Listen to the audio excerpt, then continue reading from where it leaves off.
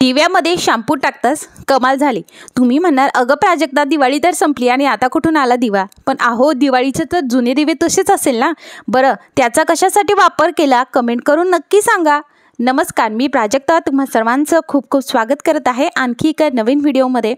आता दिवाळी झाली आहे त्यामुळे आपल्याकडे पंत्या ह्या शिल्लक असतातच। या पंत्या आपण पुढच्या वर्षी पुन्हा वापराव्यात म्हणून व्यवस्थित क्लीन करून ठेवतो, पण याचा वापर आपण खूप छान पद्धतीने करू शकतो आणि तोही क्लिनिंगसाठी। तर चला तेच बघूया।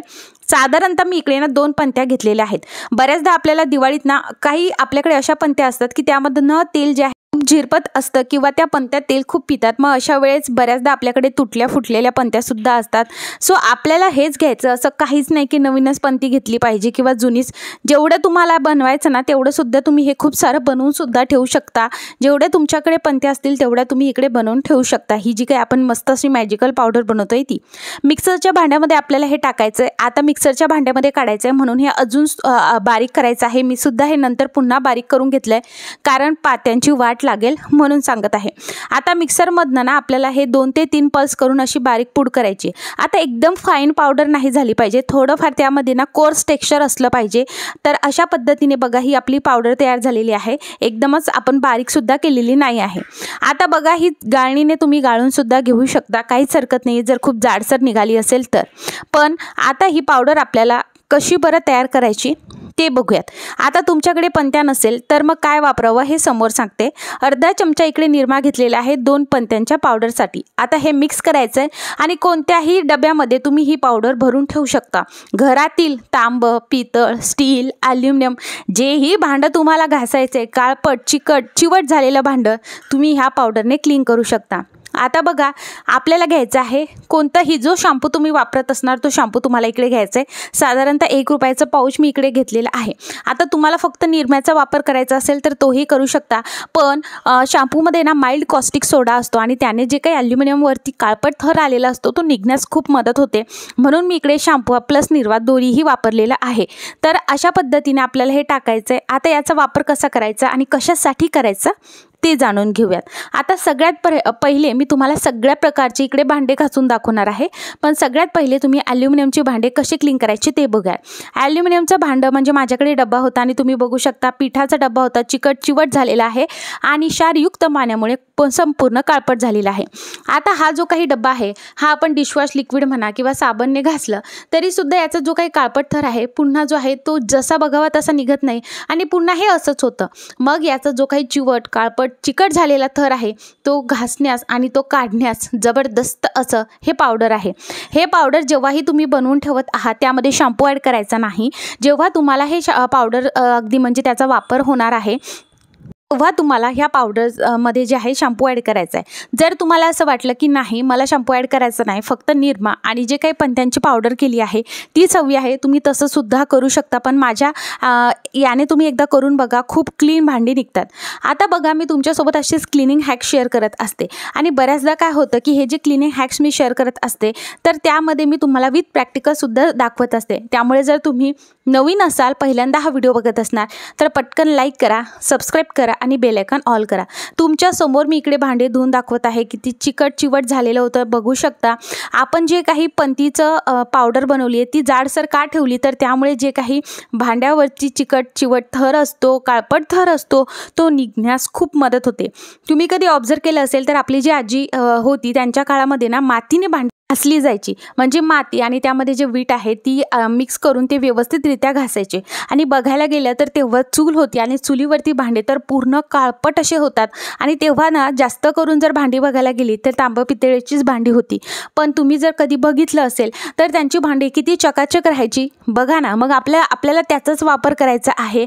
खूप छान पद्धतीने हे स्वच्छ निघतं। तुम्ही घरातील एकोणी एक भांडं हे क्लीन करू शकता। दिवाळीची साफसफाई तुमची झालीच असेल, पण कधी जर तुम्ही भांडे साफसफाईसाठी काढलेत, किचन साफसफाईसाठी काढलं तर एक वेळ ही पावडर नक्की बनवून बघा। आता बघा आपली ॲल्युमिनियमची भांडी स्वच्छ झाली आहे। चला तांब पितळीची भांडी कशी स्वच्छ करायची ते बघूयात। तर ह्या जी पावडर केली आहे त्यामध्ये आपल्याला टाकायचं व्हिनेगर। व्हिनेगरने याची ना पेस्ट बनवून घ्यायची, पण व्हिनेगर टाकायचं। तुमच्याकडे व्हिनेगर नसेल लिंबाचा रस तुम्ही टाकू शकता, जे की मी ऑलरेडी तुम्हाला व्हिडिओमध्ये शेअर केलेला आहे। आता ही जी काही पावडर आहे ही ऑल इन वन पावडर आहे, त्यामुळे तुम्ही याचा वापर बिंदासपणे करू शकता आणि एकदाच खूप सारी पावडर बनवून सुद्धा ठेवू शकता। शकता, खराब होत नाही आणि काहीच होत नाही. आणि तुमच्याकडे जर पणत्या नसेल तर मग काय वापरायचं, तर वीट असते ना बघा, विटाचं सुद्धा अशा पद्धतीने पावडर तुम्ही करून ठेवू शकता. आता बघा अशा पद्धतीने आपल्याला फक्त ही पावडर या तांब पितळच्या भांड्याला लावायची आहे. ऑलरेडी मी तुमच्यासोबत एक हॅक शेअर केला होता, त्यामुळे माझी भांडी ऑलरेडी स्वच्छ होती, पण ट्रस्ट मी खूप छान पद्धतीने हे स्वच्छ होतात. तुम्ही जर हा व्हिडिओ फेसबुकवर बघत असणार तर लाईक करा, फॉलो करा आणि तुमच्या मित्रपरिवारासोबत नक्की शेअर करा. चला आता हे सुद्धा तांब पितळची भांडी मी तुमच्या समोरच इकडे धुवून घेते आहे आणि तुम्ही रिझल्ट बघू शकता. खूप छान पद्धतीने स्वच्छ निघतात. जिथे जिथे आपण अगदी ती पावडर लावतो अगदी क्लीन होऊन जातं ना, आपल्याला घासणीची गरज पडते ना कशाची गरज पडते. रिझल्ट अगदी तुमच्या समोर आहे. याच नोटवर पटकन लाईक करा आणि हो, सबस्क्राईब करायचं बिलकुल विसरू नका. चला तिसरी भांडी, ती म्हणजे लोखंडाची भांडी. लोखंडाचा तवा असेल, कढई असेल, जे काही तुमच्याकडे असेल ते तुम्ही असंच घासू शकता. आता लोखंडाचा तवा म्हटलं तर आपल्याला घासणीने घासायचं म्हटलं ना तर तो व्यवस्थित निघत नाही. आता तुम्ही हेच पावडर वापरली तर फक्त घासणीने घासलं तरीही चालतं, पण आता पणत्या सगळ्याकडेच अवेलेबल आहे. दिवाळी नुकतीच झालेली आहे, त्यामुळे पणती घ्यायची, एक दिवा असाच ठेवायचा आणि त्याने घासायचं. तुम्ही बघणार एवढा स्वच्छ असा आपला तवा निघतो. लोखंडाचा तवा जो आहे तो याने नक्की घासा. आणि लोखंडाचा तवा घासण्यासाठी एक वेगळा असा दगड मिळतो, तो दगड तुमच्याकडे नसेल ना तर तुम्ही याचा वापर नक्की करा. आपल्या आजीच्या वेळेस ना ती वीटच वापरायची आणि विटेने हे व्यवस्थितरित्या घासायचे. तर आपण बघा आपल्याकडे वीट तर अवेलेबल नाही, तर आपण दिव्याचा वापर केला आहे. रिझल्ट तुमच्या समोर आहे, तुम्ही बघू शकता. जो आपला लोखंडी तवा होता तो किती व्यवस्थितरित्या स्वच्छ निघालेला आहे. सो अशा पद्धतीने तुम्ही तुमच्या घरातील प्रत्येक भांडी याने स्वच्छ करू शकता. चला 4 नंबरची भांडी, ती म्हणजे स्टीलची भांडी कशी घासावी, तर ती सुद्धा त्यासाठी सुद्धा हेच पावडर वापरायचं आहे आणि स्वच्छ घासून घ्यायचं आहे. आणि तुम्हाला जर असं वाटलं की हे जी काही भांडी आहेत ही अगदी व्यवस्थितरित्या स्वच्छ निघत आहे, मग आपण याचा वापर रोजची भांडी घासण्यासाठी करावा का, तर अगदीच हो, करू शकता. तुम्ही एकदाच ही पावडर बनवून ठेवू शकता. वाटलंच तुम्ही निरम्याच्या ऐवजी साबण वापरत असणार किंवा मग डिशवॉश लिक्विड वापरत असणार, ते त्या पावडरमध्ये मिक्स करायचं आहे आणि याचा वापर तुम्ही रेग्युलरची जी भांडी आहे, दररोजची जी भांडी आहे ती घासण्यासाठी सुद्धा त्याचा वापर करू शकता. बऱ्याचदा काय होतं की स्टीलवरच्या भांड्यांवरती काळे निळसर डाग होतात, त्यामुळे आपण यामध्ये जो शॅम्पू वापरलेला आहे ते काळे निळसर डाग जे आहे ते निघण्याससुद्धा खूप मदत होते. आणि तुमची स्टीलची भांडी तुम्ही बघू शकता, मी तुम्हाला समोर दाखवते आहे की ती छान पद्धतीने चमकायला लागलेली आहे. त्याच्यावरचे जे काळे निळसर डाग आहे ते सुद्धा निघून गेलेले आहेत. त्यामुळे तुम्ही या ऑल इन वन पावडरचा नक्की एकदा वापर करून बघा.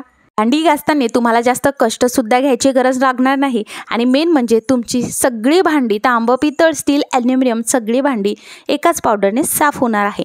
सो मंडळी, उशीर कसला करताय, आताच आपल्या चॅनलला नक्की सबस्क्राईब करा आणि तुमच्या घरातील भांडीसुद्धा या पावडरने नक्की एकदा साफ करून बघा.